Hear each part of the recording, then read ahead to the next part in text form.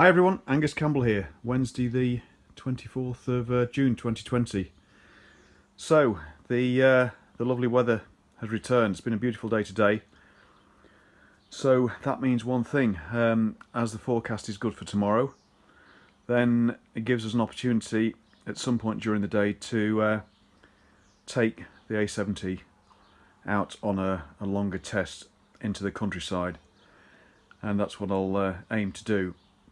And what I'll include is hopefully some content from the GoPro.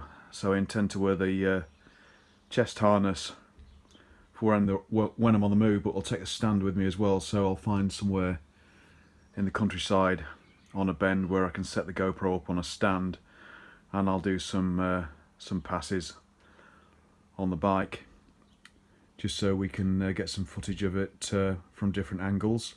And here it is, it's coming towards and moving away from us. So that's the plan. So what I'm going to do this evening is just do a few checks. It's been probably 3 weeks now since we lined the tank. So that's well cured, but it's, still looks to have really lined the tank beautifully actually, so I'm pleased with that. So if this doesn't work, then I don't think anything will. So we're going to be doing some tests regarding the general running of it in a bit more of a thorough way than the short run we had before, but hopefully it'll be a good test as to whether or not that tank's going to continue leaking from any spots. I don't think so, but here's hoping anyway. So this evening I'm just going to check the oil levels, make sure it's not sumped any its oil from the main spine. I don't think it has, because I have been checking that. The battery's well charged. We'll check the tyre pressures, turn around, so we can ride out into the sunset tomorrow evening, hopefully, or maybe during the day. But anyway, looking forward to it. So I'll just do a few preparatory jobs now, and then I'll bring you back tomorrow when I'm getting togged up. It's going to be a bit warm, but anyway, good opportunity to do it and get out into the countryside in East Leicestershire and have a bit of an enjoyable ride round. I'm confident the bike's going to be okay, because on the first run it felt really good actually, and it was only the tank leaking or lifting the paint at the back here that we noticed, which is why I came back pretty quickly. Oh, and also I'd forgotten to put the rear number plate on, so it was a bit obvious that it was a bit of a red rag to a bull probably if I'd plastered any officers, shall we say. But anyway, I'll do a few checks around, turn it around, get it ready, and then we'll be off in the morning. I'll bring you back then. Okay everyone, next evening, so this is the 25th, and sun's shining still. Weather's going to break tomorrow, I think. So we'll get some fuel in now, and then while I'm getting my togs on, we'll see if there's any evidence of leaking when I get back before we take her out for a spin. And I'll put the chest harness on for the GoPro. Okay, she's fueled up, got about a gallon in the tank. Fuel's on, primed the carbs, tickling all okay, and no obvious leaks from where we've had to reinstall taps, etc. All seem to be sealing pretty well. So the proof will be in the pudding to see if we get any more reaction down there. So we'll leave that settle in for a little while I go and get the kit on.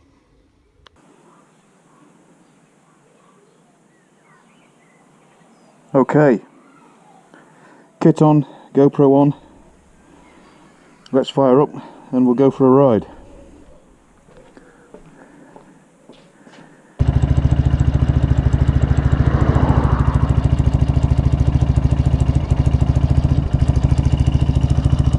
Okay, here we are in the Leicestershire countryside,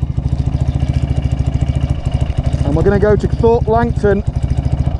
Ticking over nicely, just done about 3 miles to warm it up. Bit rattly top end.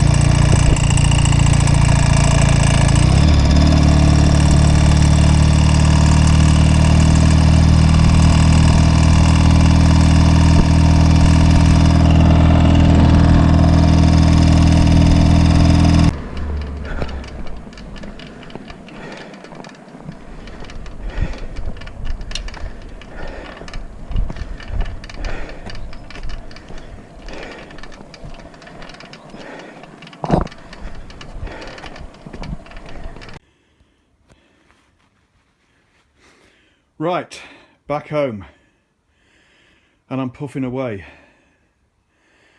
So, where do we start? Good news. The tank doesn't appear to be leaking anymore. Anyway, no evidence of any paint lifting anywhere. Whew, it's hot tonight. Humid. So that's good. No oil leaks at all.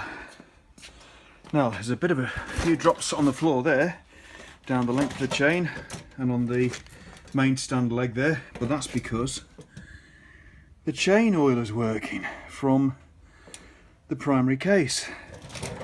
So the chain is well oiled up, and that wasn't like that before we started off. So that's working. No other obvious oil leaks. Let me just... That might be a bit better. Pipes haven't really blued at all or yellowed. But the bad news is that there was a bit of a racket from the right hand side. Initially it sounded like top end tappets, but it did get more pronounced, and ultimately it was running a bit erratically on the way home, and obviously getting quite a bit hot and running a bit lumpy, so I stopped it, and it wasn't that far away from where I'd lived, so I pushed it home, which is why I'm hot and bothered. So I won't rush into it. It's in one piece. It is running. What I'm probably going to do is tomorrow I might start it up from cold and see what it's like. There's still tons of compression on both cylinders, and there's also plenty of oil pressure. So if we have to do some investigating, where I'm probably going to start is firstly with the timing, again in case it was severe pinking, and secondly I'm probably just going to lift the rocker box cover just to check the top end is getting oil. I'm pretty sure it is, but also to check the rockers on the spindles and also check the clearances as well. I'm not too concerned, but just going to have a think about what that might be. And also what I'm going to do is, there's not too much petrol in the tank. I put a gallon in. What have we done, about 10 miles is it? Yeah, maybe 10 less 1 or 2. So there'll still be plenty of petrol in there, it wasn't that. We're going to leave the petrol in there anyway because we'll check that tomorrow. Again, just to confirm there's no petrol weeping out and lifting the paint. So I'm going to leave it tonight rather than drain it. I've got some confidence in that flow liner. It really seemed to have lined it really well and evenly, and it's set rock hard, and it's supposed to be absolutely ethanol and petrol proof, so let's prove it. So nothing else to report as yet. Brakes are fine, gear changing's fine, but the gearing is so low with this sprocket on the back here. It's a big sprocket. It's not the original sprocket. It's what came with it though. It's, what did we say it was, 51 teeth, and it's supposed to be 47. So I don't know if you noticed on the tacho, but it was doing, what was it doing, 2.5 hours, 30 mile an hour in top gear. So it's pretty lively and revvy, and I was keeping the revs down and just staying at 30 miles an hour, but it still started to get a little bit noisy. So something's wrong somewhere, but anyway, that's all part of the fun of it. Initially we'll do some of the superficial stuff, and if that doesn't work, we're going to need to delve a little bit deeper. It was definitely on the right hand side, I think, but it's not plain main bearing rumble, and we've got plenty of oil pressure, so I think it's going to be top end, probably timing stroke valve clearances stroke something going on in the rocker box. Right, okay, we'll leave it at there. Anyway, was that successful? Yeah, I think so, yeah. I mean, it is going to ride well. It's very smooth, the motor. The handling is superb. Really nice. You can tell it's going to be very lively. So brakes are okay. Front one needs a bit more bedding in, but it's not bad. Rear one's fine. All the electrics are working. Tank appears to have been sealed. So, what's that? One step forward, one back. Right, we'll leave it at there. And as I say, we'll come back in short order with a further report in a day or so.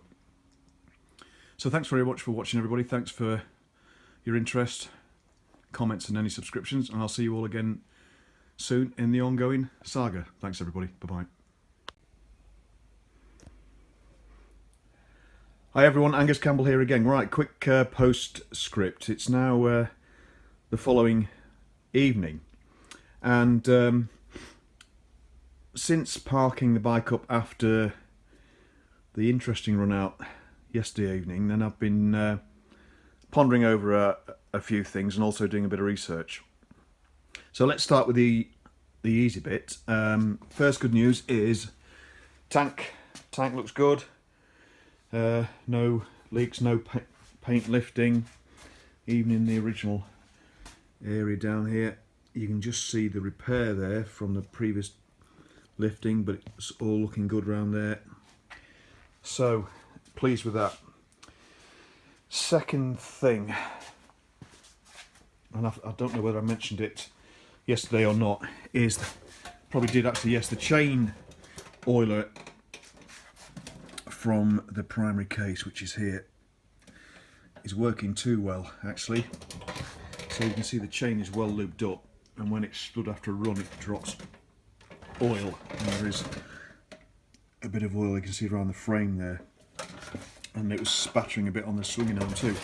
So it's over oiling a bit, but I think we can sort that out, it's no sweat. But back to the main issue. As I say, having thought about it and having researched this quite extensively on forums like BritBike, which is great, where there's several threads, then I think the clattering problem that we've got, which seems to be emanating from the right-hand cylinder and getting worse as it gets hot, is chronic pre-ignition knocking stroke pinking. Now, I didn't appreciate this. I used to own an A65 Lightning, a 1968 model, in my youth when I was a teenager, just after I passed my test. And at that time, obviously, we didn't have all the issues associated with low-octane ethanol-based fuels, which we have now. And looking on the BritBike forum, then apparently now it's well known in the current climate of fuels, etc., that even A65s can pink quite badly, i.e. chronic pre-ignition. And the A70 is going to be worse, because the A70 compression ratio is 9.5 to 1, and the standard Lightning of the same period, i.e. 71, is 9 to 1. So if anything, that problem is going to be exacerbated. Now, as I say, it was definitely better cold and worsened as it got hot, and that's again another sign. Also, it's worse when the throttle's wider open. It did sound in some cases more like a pink and a tinkle and a squeak, and because the rest of the engine's been fully rebuilt with, you know, reground big ends, new rods, little ends tight, new pistons, gudgeon pins. It's nothing to do with big or little ends. Could be a bit of top end, that's on the cards, but these tend to be a bit rattly top end anyway with the standard valve clearances. So I'm not going to do it now, but what I'm going to do next, following publication of this video, is I'm going to firstly start it briefly again and see what it's like cold. And if we're not struggling with that problem with choke and it being cold, then I'm going to back the timing off on the right hand cylinder, but I'm going to recheck timing anyway. So I'm pretty confident that's the problem. Even if it wasn't the problem anyway, we'd get to the bottom of what it was and we'd sort it out. That's what, as I say, that's what half the interest is with myself. I enjoy riding them, but restoring them and more importantly maintaining them and keeping them running properly is all part of the fun. So there we are for now. Quick update anyway. But other than that, the engine, as I say, was really smooth. The handling on the bike is just impeccable. You point it around a corner, it just runs around it on rails. Really impressed with it. We'll see what we can do. So that was a quick postscript, which turned out to be more of a 5-minute postscript. But anyway, that's where we are. And from tomorrow, Saturday, the 27th, we'll do a bit more work on it and document it as well. So hopefully there'll be another video in short order after this one. Right, that's definitely it for now. Thanks very much for watching, everybody. Thanks for interest, comments, subscriptions, and see you all again soon. Cheers, bye-bye.